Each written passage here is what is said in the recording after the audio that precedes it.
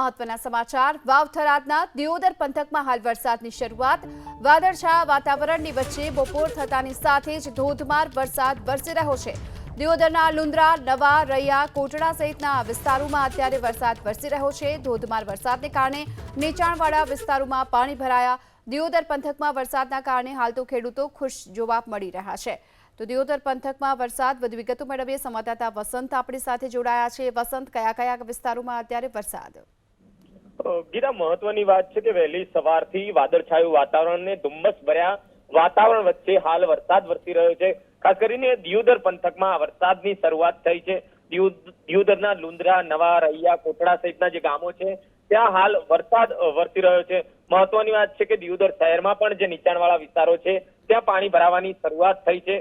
જોકે બનાસકાંઠા અને વાવ થરાદ જિલ્લાની વાત કરવામાં આવે તો વહેલી સવારથી વરસાદી ઝાપટા છે તે યથાવત જોવા મળી રહ્યા છે। જોકે હાલ દિયોદરમાં વરસાદ વરસતા ક્યાંક ને ક્યાંક ખેડૂતોમાં ખુશી જોવા મળી રહી છે।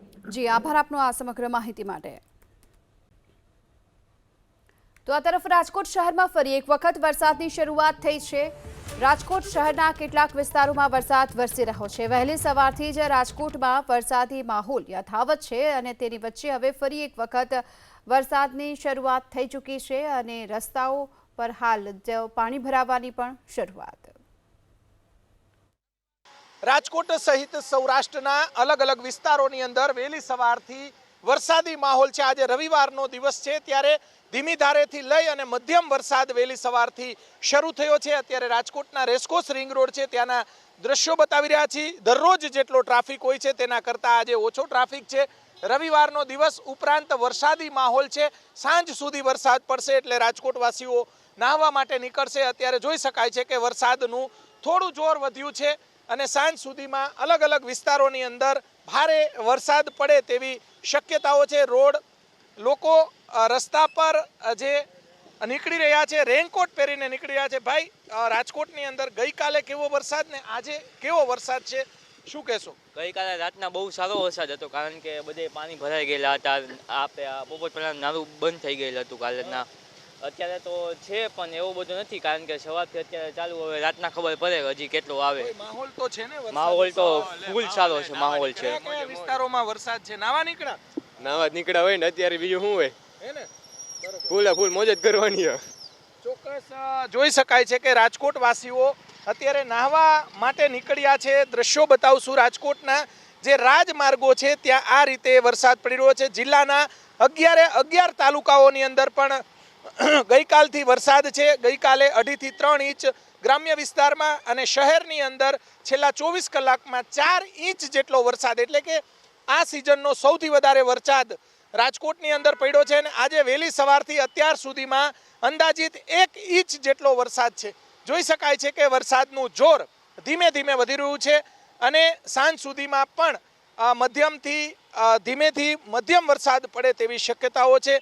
ગોંડલ, ધોરાજી, ઉપલેટા સહિતના વિસ્તારોમાં વરસાદ છે। આ તરફ જેતપુર, વીરપુર, લોધિકા, કોટડા, સાંગાણી આ વિસ્તારોની અંદર પણ વરસાદ છે। જસદણ, વિછિયા, આટકોટ સહિતના વિસ્તાર ને પડધરી અને આસપાસના વિસ્તારમાં પણ ગઈકાલે સારો વરસાદ પડ્યો હતો। અત્યારે રાજકોટ તાલુકા ઉપરાંત પડધરી અને આસપાસના ગ્રામ્ય વિસ્તારમાં વરસાદ છે। વરસાદનું થોડું જોર વધ્યું છે। જો ભારે વરસાદ પડશે તો પાણી ભરાવાના પણ શરૂ થશે। મહાનગરપાલિકા દ્વારા અલગ અલગ ટીમો પણ અલગ અલગ પાણી જળ ભરાવ છે ત્યાં તૈનાત રાખવામાં આવી છે। વહેલી સવારથી લોકો રેનકોટ પહેરીને અત્યારે નીકળી રહ્યા છે। આજે રવિવારનો દિવસ છે ત્યારે લોકો વરસાદની મજા પણ માણી રહ્યા છે।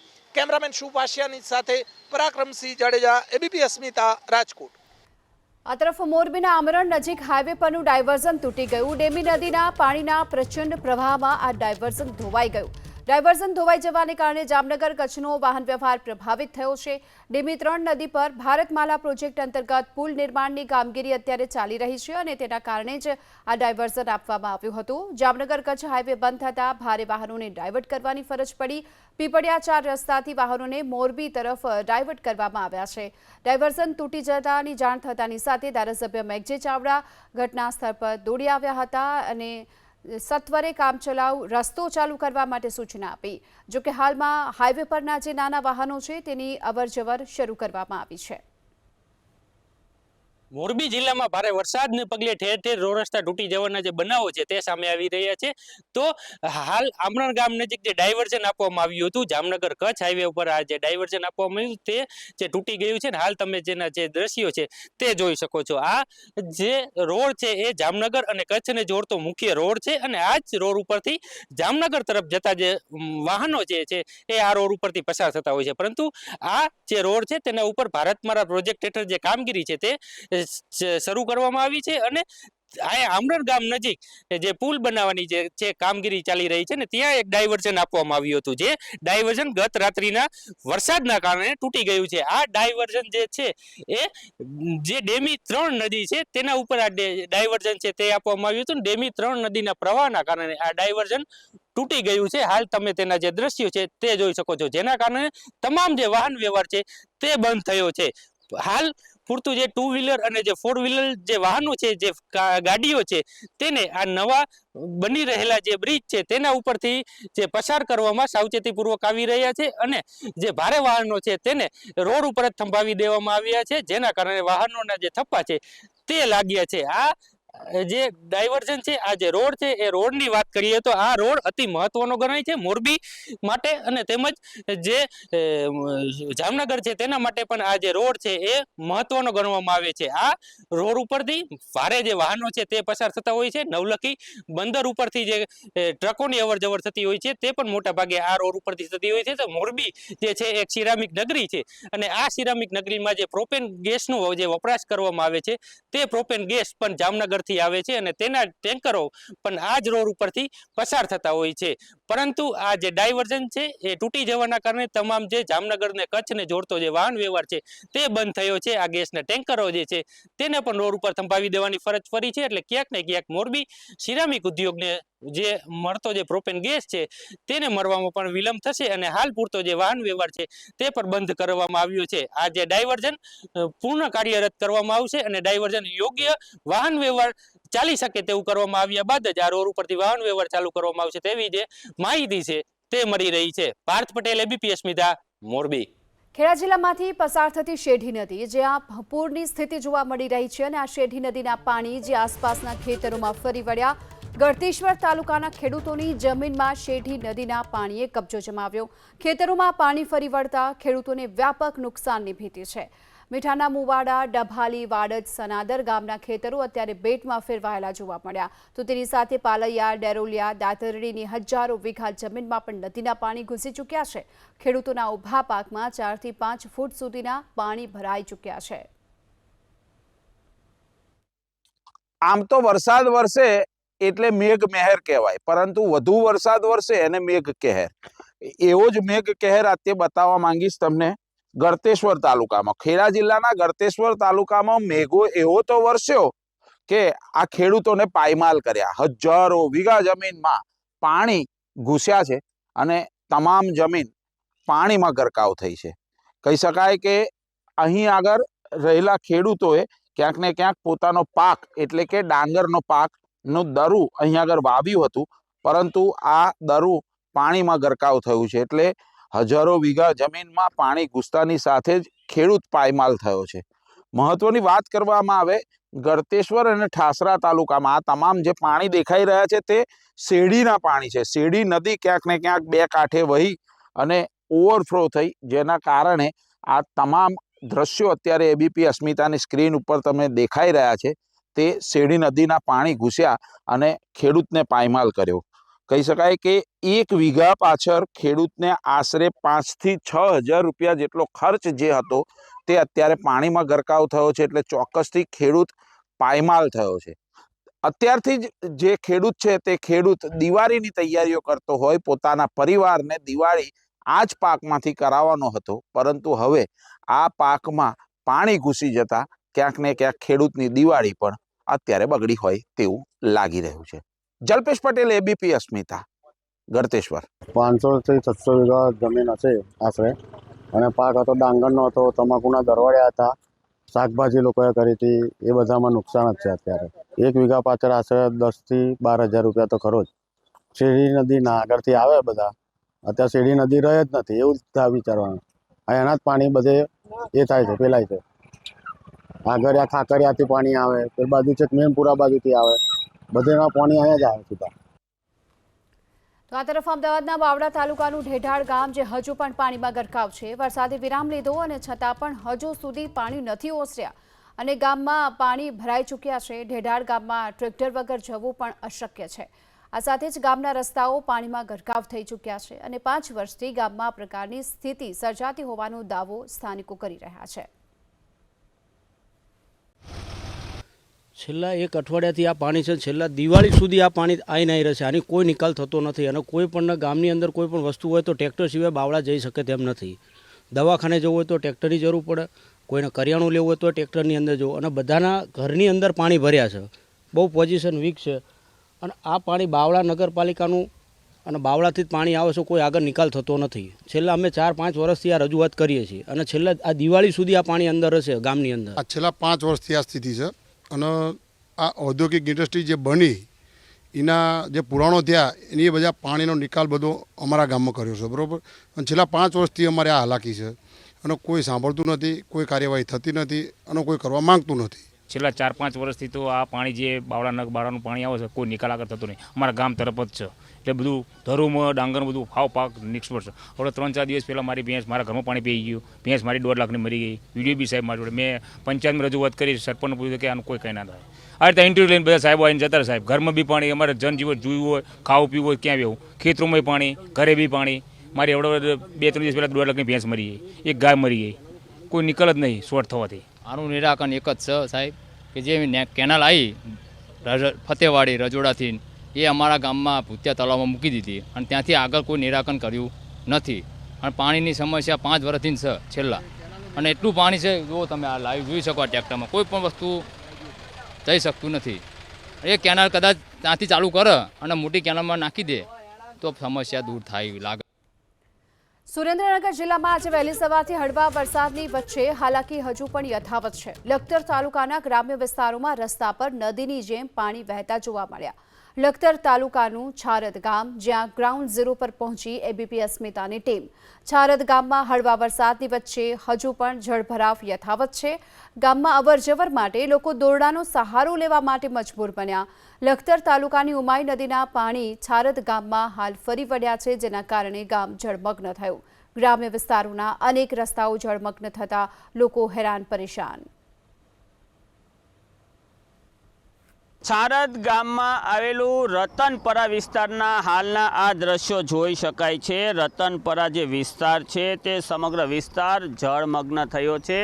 અહીંથી પાછળના જે મકાનો છે તમામ મકાનોની અંદર હાલમાં પાણી ભરાઈ ગયા છે અને મકાનોમાં પાણી ભરાઈ જવાને કારણે જે ગામના લોકો છે તે પારાવાર મુશ્કેલીમાં મુકાયા છે. અને ખાસ કરીને કહી શકાય કે જે ગામડાઓ છે તેનો શું વાંક, કારણ કે સરકારની જે વિકાસના કાર્યો છે તે મોટા ભાગે શહેરી વિસ્તારોમાં કેન્દ્રિત હોય છે. કેટલાક ગામડાઓ એવા છે કે જે ગામડાઓ જળમગ્ન થઈ ગયા છે અને ગામડાઓ જાણે પાણીમાં, તળાવમાં, બેટમાં ફેરવાઈ ગયા હોય તેવા દ્રશ્યો સર્જાયા છે. ત્યારે આપણી પાસે એક અસરગ્રસ્ત છે, તેમની સાથે વાત કરીશું. તમારું ઘર આ વિસ્તારમાં ક્યાં આવ્યું છે અને શું શું તકલીફો પડી રહી છે? મારું ઘર આ વિસ્તારમાં ધાબાવાળાની બાજુમાં આવ્યું ઘર. અત્યારે કોઈ પણ કંઈ સામાન લેવા જેવું આટલું પાણી થાય. આ 10 દિવસ પહેલાં પાણી આવ્યું ત્યારે આ ગટર લાઈન સાફ કરાવવાનું એ લોકોને કીધું હતું. સરપંચ તલાટીને બેને રજૂઆત કરી હતી તો કે અમે કરાવી દઈશું 2 દિવસમાં. 2 દિવસના બદલા 10 દિવસ થયા પણ હજુ એની કોઈ કાર્યવાહી કરવામાં આવી નહીં.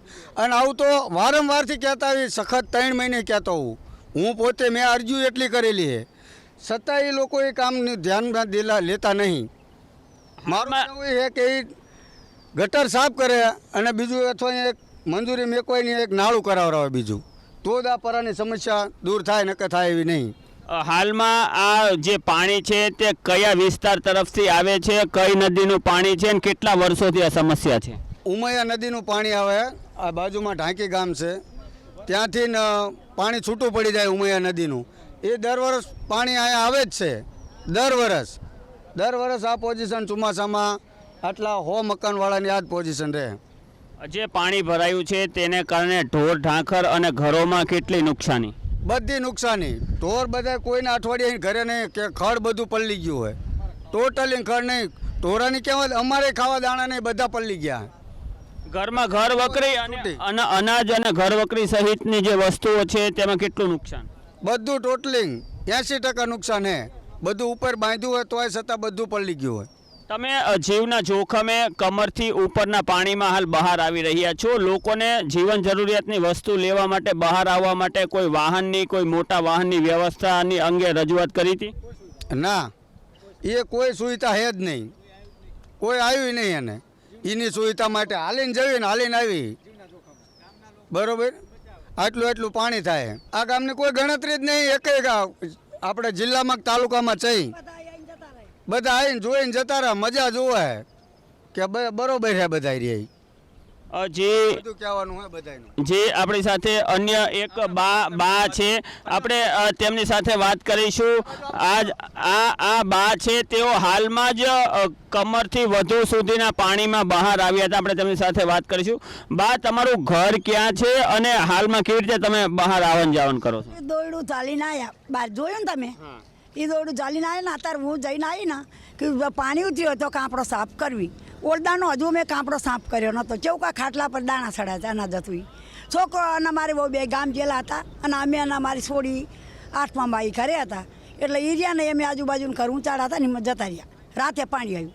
નરા ડીંડા ફરતા હતા એટલે અમારે રાતે લાઇટ નહીં, બત્તી નહીં, જવી ચીમ કરીને ઘરે. એટલે ઘરે જ્યાં નહીં એટલે એ 15 મણાના મારું અનાજ બગ પડી ગયું. પછી દરાયેલું હતું દહીંનું 10 કિલા. એ લોટે મેં જતો રહ્યો પાણીમાં. પછી ખાય એવું કાંઈ રહ્યું નહીં. અને પછી અમે જો આ ઓરદાણે હમણાં 2-4 જવાન આવ્યા ને રાતે એમ શું ખબર, ઓરદાણ તો અમે થોડું પાણી હતું ને બહાર નીકળી ગયા. પણ ઓરદાણ તો 2-4 જવાન અહીંથી અમે બોલાયા તાણા અમને અહીંથી બહાર કાઢ્યા હતા. અને અહીં તો અમે કોઈ માંગણી કરતા નથી. કોઈ અમને જીસીબી કે એવા વારા લેવા આવતા નહીં. અને સરપંચ તલાટી રોડ ઉપર આવીને જોઈને આંટા મારીને જતા રહે.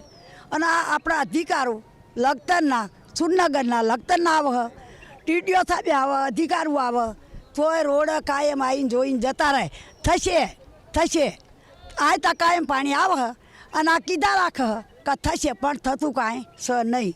આ જે પાણી ભરાવાની જે સમસ્યા છે, અહીં પાછળ દ્રશ્ય જોઈ શકાય છે કે પાણી સમગ્ર જે પરુ છે ત્યાં ફરી વળ્યા છે. જે આ પાણી ફરી વળે છે તેના નિકાલ માટેની શું વ્યવસ્થા? કેવી અમને મોટા નારા બનાવી દો, બરાબર. મારા વિધવાના પૈસા મળે ને એ મેં લઈને મેં 15 ટ્રેક્ટર મારા ફરિયામાં માટી નખાઈ. તોય પણ અત્યારે મારા ફરિયામાં હાલ આટલું પાણી હે લ્યો. તો પણ અત્યારે કેવું કે થોડાક નારા મોટા બનાવો ને તો અમારી એમ ક્યાંય ઘરે અમે રહી એકવી એવું અમારે થાય. સાહેબ આટલી તમને વિનંતી હે. આટલું અમે સરકારમાં કેવું લખતરથી આવો હ આવીને જોઈને જતા રહે. પણ અમે આ કાયમ રાડ કરવી. પણ આ રાડે નહીં, લખતરવાળાએ કોઈ સાંભળતા નથી.